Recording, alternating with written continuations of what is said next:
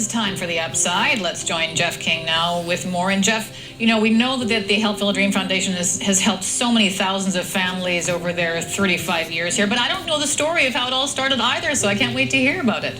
We're actually here for a huge celebration tonight, the 35th anniversary of Help Fill a Dream, and in that 35 years, 3,500 dreams for kids that need something positive in their lives. Some hope. It's been remarkable, and that's why we're here at BC Transit tonight, because this is where the Help Fill a Dream Foundation started by one lone bus driver 35 years ago, and it's grown to such an important charity. Help Fill a Dream, what an important part of Vancouver Island, that is for sure. Let's get to tonight's Upside story.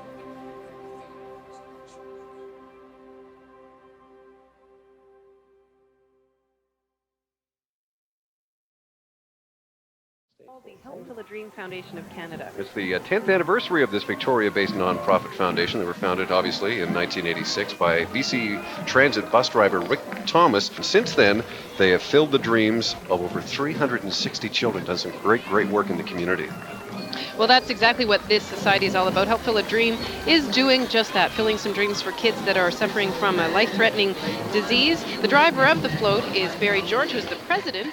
And it really is Rick's legacy, because as a bus driver, he used to run the route from downtown out to the Vic General Hospital. Back in the spring of 1986, he had a 6-year-old girl, and her single-parent mom would ride almost every day with him out to the hospital so she could get treatment. Rick got to know her name. Her name was Bernadette. And he also found out that she had a rather rare disease called Niemann-Pick's disease. This is Bernadette right here and her mom.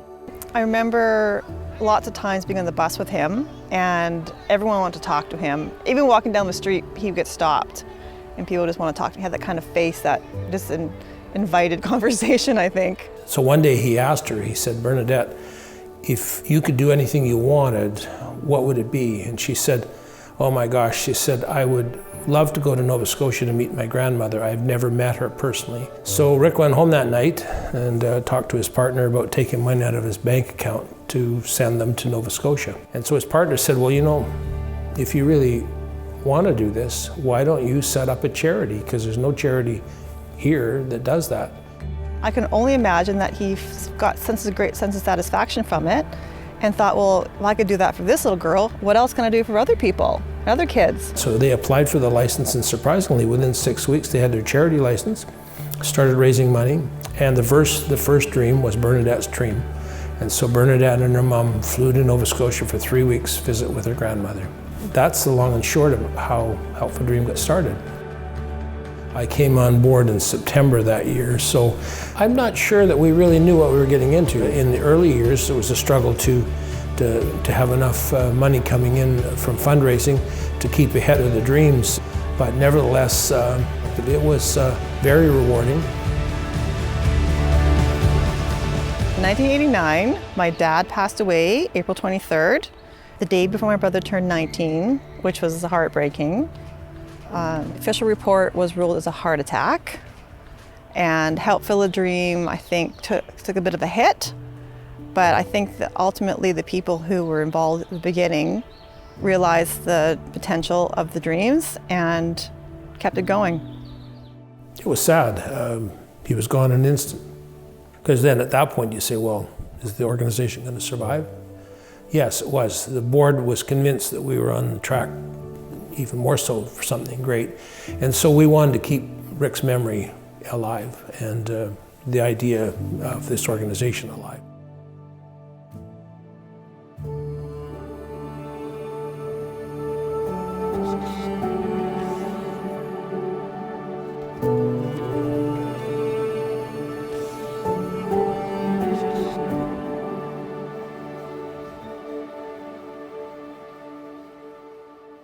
Do you remember the first time you ever dreamed of something? We all have dreams, hopes, wishes. As children, these dreams exist of things we read in storybooks. Fire-breathing dragons, never-ending beanstalks, and fairy godmothers. But as we grow older, these dreams become hopes and wishes for our futures. I wanted to be a princess. Truth be told, I still kind of do. My parents had dreams for me too, And like all parents, they hoped they would come true and they wished for the best. But as we all know, for some children, for some parents, these dreams, hopes, and wishes can vanish as quickly as the pages we read them on. Especially when you're first diagnosed, it's like, okay, you have diabetes. It's not going away for your life. Just deal with it. Have fun. It's a lot at once to take in. I first found out about Help Fill a Dream right after Andre was diagnosed. I just remember sitting in the room and there was an answering machine. We were waiting, and I was crying. And I finally spoke to a live person, and they said, yeah, well, according to all of this, you have to reach whatever it was, $4,000, $5,000 before even part of it's covered. It was Andre's diagnosis that was first and foremost, but it was like, how are we going to do this? This is way too much for our family. Well, Help Fill a Dream is a immediately responsive charity that makes dreams come true for kids, and we also provide much needed support to families with kids with life-threatening conditions or sick children. Well, often we come into the lives of kids and their families when things are at their absolute worst, and we are just functioning in the background, providing support in whichever way we can, whether that's financial, whether that's paying for pieces of equipment, a cup of coffee at Tim Hortons when a mom or dad has to leave the hospital just to get a break. When Adam was 7 years old, he was diagnosed with type 1 diabetes in grade 1. It was really hard for us and for him to deal with such a diagnosis, and we didn't really know what to expect, but it really flips your world upside down. One of the things that we discovered in meeting some of the families, I found that the family couldn't even conceive of a trip. One parent, sometimes both parents, are now off work, trying to deal with the child going back and forth to Vancouver, to Children's Hospital, and because they're out of work, there's no money coming in.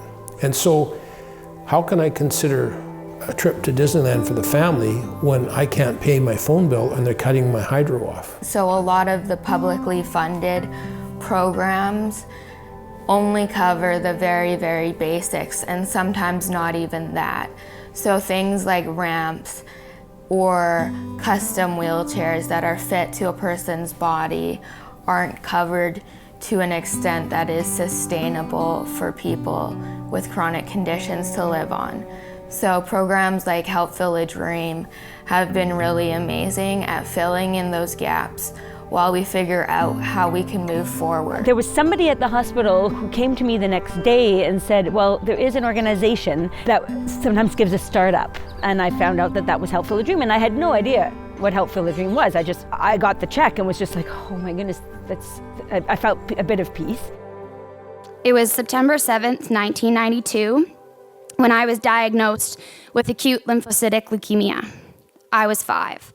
It was my first day of kindergarten. At the time, there was no pediatric unit on Vancouver Island, so my treatments took my family and I to Vancouver, sometimes for days, sometimes for weeks. The Help Fill a Dream Foundation offered hope. Right away, my parents were offered support and financial assistance, which made traveling to Vancouver just that much easier. We've created a system within the office that allows us to be as flexible and as adaptable as possible to meet a family's needs. And by focusing just on Vancouver Island, can have a much better and bigger impact on our families that live here. You need a check, we get you a check. E-transfer, we can e-transfer you the money. I try to enjoy my childhood, and as you see, I have a nice farm. I run around, I play outside. I rarely often ever think, oh, I have diabetes, my life is a lot different than other kids. Because it's different from another disease like cancer or something like that, where it really is hard to run around, and I'm actually very lucky for what I have, and that it's not a cancer or a disease like that.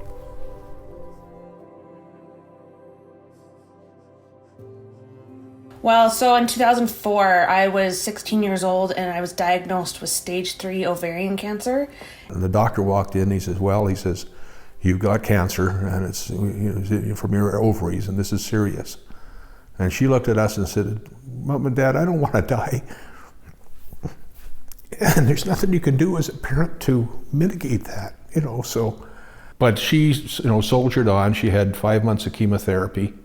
And it was through that period that, we set this goal of doing the dream. Barry George was my dream presenter. It was a total surprise, came to my home. We were in the living room, and it was very surreal, and it was definitely a moment of like, this happens to other people, not me. So it was awesome. It was an awesome surprise. I was 7, and I can remember sitting at the dinner table when my parents asked me where I wanted to go.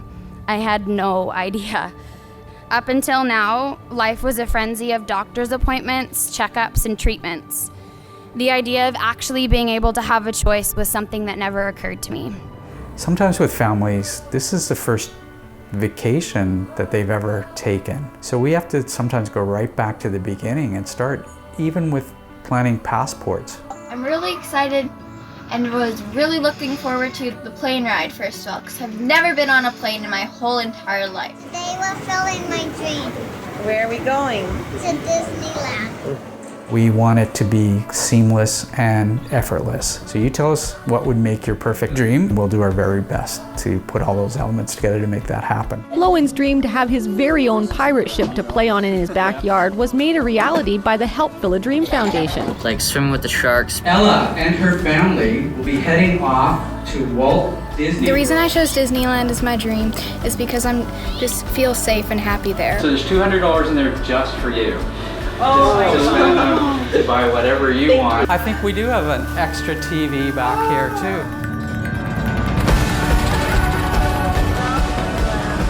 Money aside, it's the showing up somewhere and having everything just made so easy for you. Every detail is taken care of for you. Your meals and your transportation and literally everything you could possibly think of.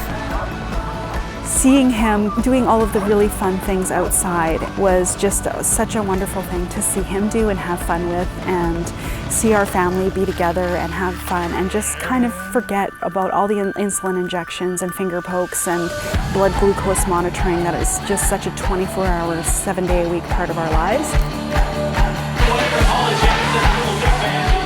My dream ended up being to go to Seattle and go to a concert of Kelly Clarkson and Clay Aiken. It just became what I call an emotional holiday. Kind of forget about all of that and go away and have a nice time.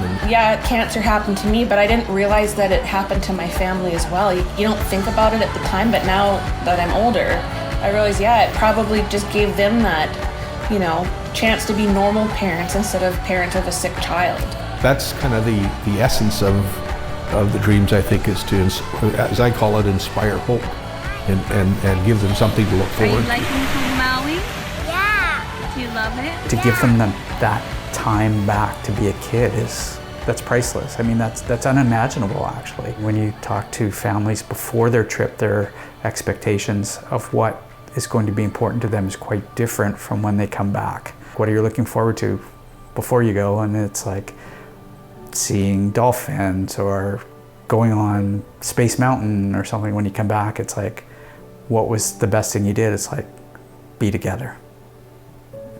So, I mean, that's kind of hard to beat when it's that simple but that complicated for those families.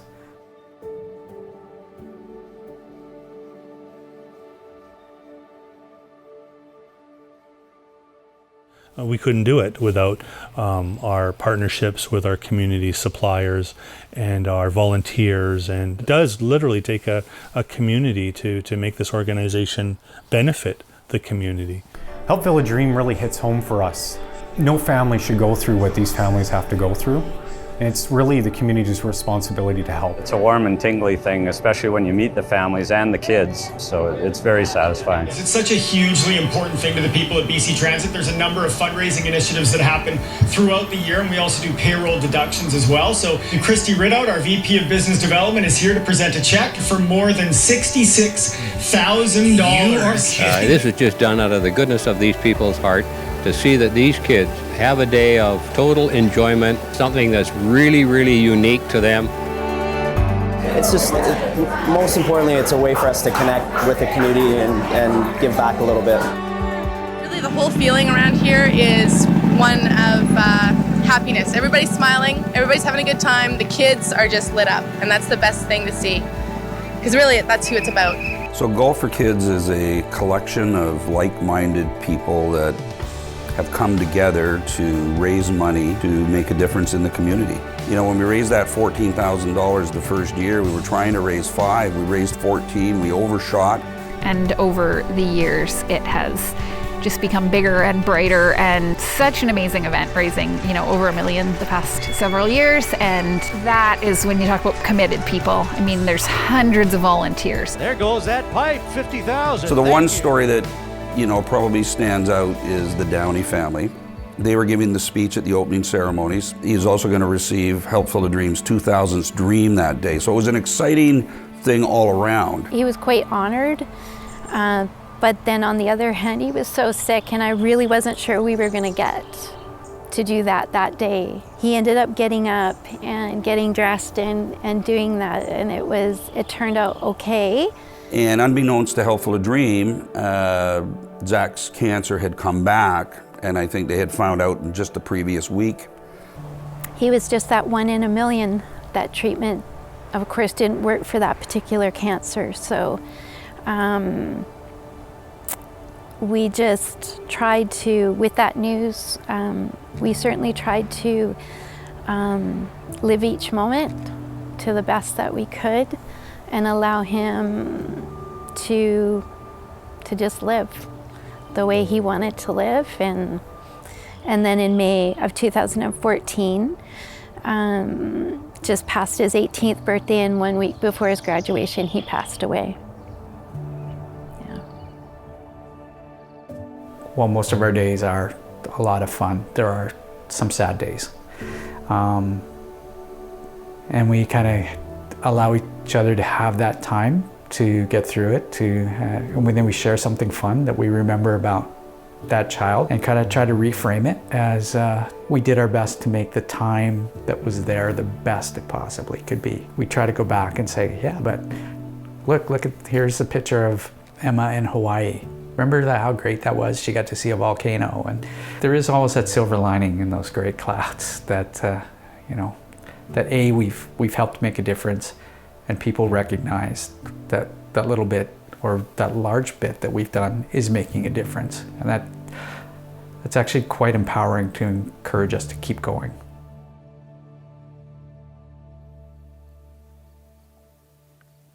Yesterday was the 20th anniversary of my diagnosis. As much as I reflect on those years with sadness and questions, I also look back knowing that everything happens for a reason. I got sick for a reason. And maybe it was so I could beat the odds and stand here today and tell you my story. Maybe I was just lucky. Either way, my life has changed for the better. I'm 25, I have a university degree, and the world is truly my oyster. I have the incredible fortune of being a member of the Helpful of Dream Foundation's board of directors. This is a position I am so pleased to hold. This is my opportunity to pay it forward, to give back, and to say thank you, and to maybe make a change for the better in another child's life, just like mine. When I was diagnosed, they gave my family a check to help cover the initial expenses, and I was like, wow, okay, well, that's really nice. I mean, we didn't know they were gonna stick by our side and just keep helping us every step of the way. When I was about 6 and I got my bike, I was like, okay, this is too much. They're giving us so much, and I gotta try to help them back.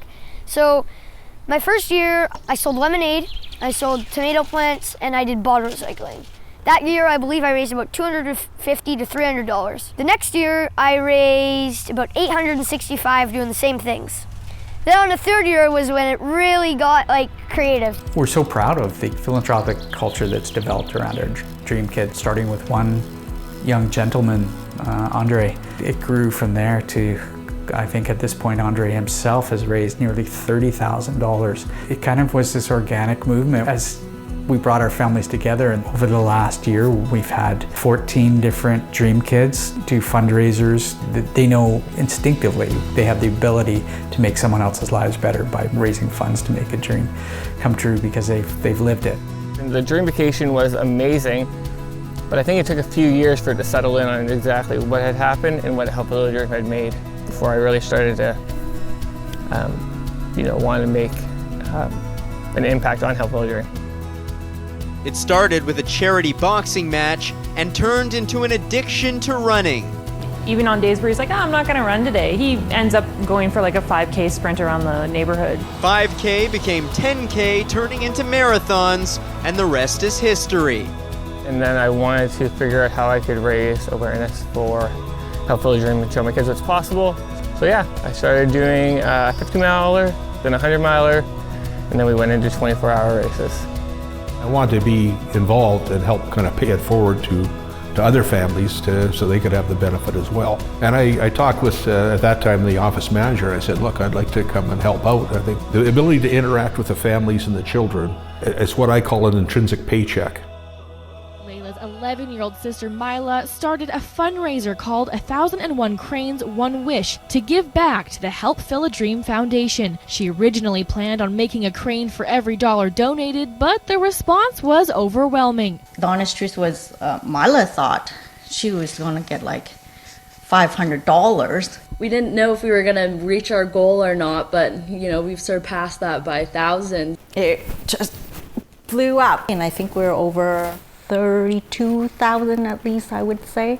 The bottle recycling and the person that's making cranes and all of these things that these kids are doing are to help get by. The bottle recycling helps us keep him motivated to wake up the next day, and he's doing something for other people, and that's what keeps him going. I think it means a lot to her, for her to able to do this, you know, in the name of her sister. I think she needed an outlet or something that she can do. Well, we were in the hospital, and that's where I learned to fold cranes too. It's a school day. She does her usual thing, get up and get ready for school and go across the street. Our neighbor across the street has a daughter that attends the same school as her, and so she catches a ride. She was crossing the crosswalk, and somebody carelessly was speeding and texting and hit her. Carrie Newen remembers the support her family received with her daughter Layla, who suffered severe brain damage and is confined to a wheelchair after being hit by a car in 2017. Our minds was just on Layla. The Help Fill a Dream Foundation stepped in, paying for food and accommodation while Layla was in the BC Children's Hospital in Vancouver. And one of the stuff that we needed in place for her to come home was a ramp. That's where Help Fill a Dream stepped in. We had to take her to BC Children's. Help Fill a Dream came in again. You know, just spending time there in the hospital, not doing anything, just makes it longer. It's kind of a healing time to be there with Layla and also keep ourselves busy and our minds kind of off of the situation itself. I believe before we left the hospital, we had about 800 and something cranes. The 1,000 Cranes legend is an ancient a Japanese legend that grants anyone who folds 1,000 cranes a wish. I add the extra crane for extra luck. Craig had mentioned that they were coming up to their 35th year, and he was wondering if Mila was interested in making a mobile for them. And it hit me that this is what we needed to do for our 35th anniversary. This is how we would celebrate and memorialize what we've done in the past 35 years. We would include the name of Dream Kids on each of these little cranes. We can't wait to see what it's going to look like. Spin it. Come on. Okay, good job. Wait, just get up and walk away. So I can see it. All good? Mm-hmm. Do a pose. Voila. Good job, baby. Here you go. Okay, we're done. That's a wrap. Great story. This is a great young person right here. This is 12-year-old Mila Buey. Hi, Mila. Nice to have you on the show. How you doing? Good. Yeah, you are good, and you do great work. And of course, tragically, the story is your sister Layla was tragically struck in an intersection back in 2017 and left in a bad way. And your family has had to deal with an awful lot. And you went to work right away and wanted to do whatever you could to raise some money for Help Fill a Dream.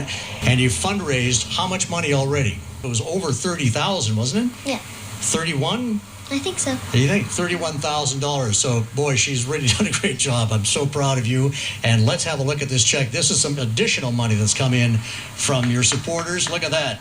$1,533. So, Mila, congratulations to you. Thank you. You've done great work, and you're a remarkable young lady, and we're lucky to have you in our community. So there's a great example of a great young person here that is going to lead our country someday, I hope, because these are the kinds of people we need. So thank you, Mila, and we'll throw it back to you, Stacey. Oh, what an inspiring young woman she is, Ed. Thank you, and great job on raising funds, too, for that great organization, Help Fill a Dream. What you do here, what you help the Help Fill a Dream Foundation do, is something that can never be fully explained.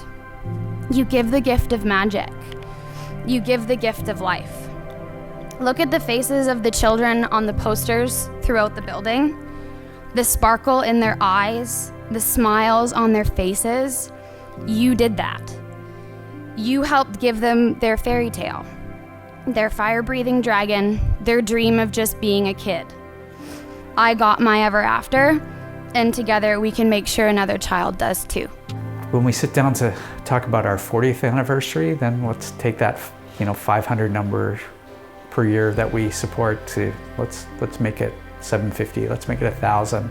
Let's just make sure that there's nobody falling through the cracks if we can help it, that families are able to access whatever they need. I think my dad would feel pride. He would be so pleased knowing that the people at the beginning picked up where he left off and kept it going. I think that's really kind of what matters, is that people are still being helped and, a chance to fulfill a dream. It is an extended family. Like, it's kind of, once you're in, you're in. We've all been through some of these things together, and to be able to see them again as they grow is really a nice feeling. After I got the ramp, it's not like they just said, see ya, here's your thing. Like, that would have been, even the ramp itself was amazing, but they do a really cool job at keeping us all connected and following up for the needs that may come up just through the years. They're always there. Right from the diagnosis and the beginning of our journey, we had all these safety nets. The experience that we had as a family with Help Fill a Dream and Golf for Kids, that safety net has never left. It's always here. Help Fill a Dream gives kids hope for the future. A way to move forward. Support. Community. And a bright light in a time that is very, very dark. As a community, we're greater than any disease ever. We have our families on one side and we have our supporters on the other, and together we all come together to be a cohesive group, each contributing what we can and how we can. And from a support perspective, we could not do this without the support of our community, and that's whether it's volunteers graciously giving their time or donors generously giving of their money. All of that goes together to allow us to then reach out and support our families. And our families, when and if they're able, also give back. And so it's just this incredible circle that continues, that allows us to keep moving forward to each year, helping more families, more people, more kids. And after 35 years, we've had time to reflect about the impact that we've made on so many children's lives. And the fact that we can watch these children now go on and have fulfilling lives. And they share stories with us of graduations, of marriages, pictures of their own kids. And they support us through this whole process as well. Just shows that we could not do this by standing alone. We're all one big family. We're all in this together.